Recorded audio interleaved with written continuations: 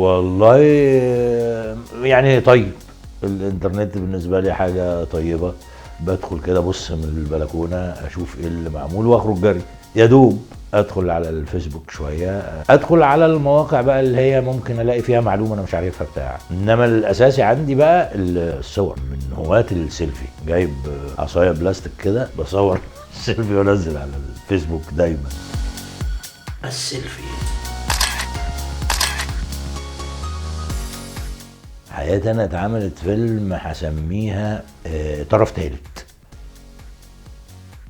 لو واحدة هقول لها مين الراجل اللي رفضك في حياتك، مش هتقول. ولو واحد مش هيقول مين الست اللي رفضك عاطفيا.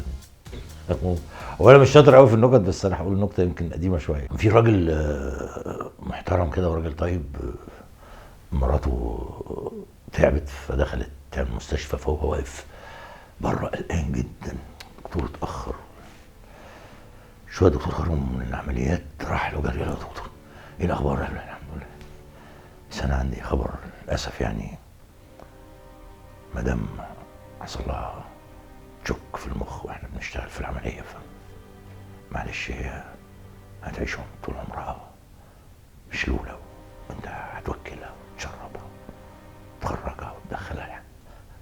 قلت له: هتفضل طول عمرها مراتي، انا هتفضل طول عمرها مشلوله، شيلها دخلها الحمام وكلها. لا هضحكت عليك يا عبيط، طب مراتك ماتت.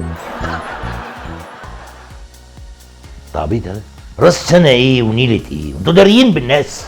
راس السنه اللي هي 2016 دي، طبعا ربنا يعيد عليكم جميعا بخير. اول حاجه انا بجوز اول بنت من بناتي، وطبعا اللي هيسمعني من كبار السن هيبقوا عارفين يعني ايه جواز ويعني ايه بنت خريجه الجامعه كده لما تيجي تتجوز طلباتها بتبقى عامله ازاي.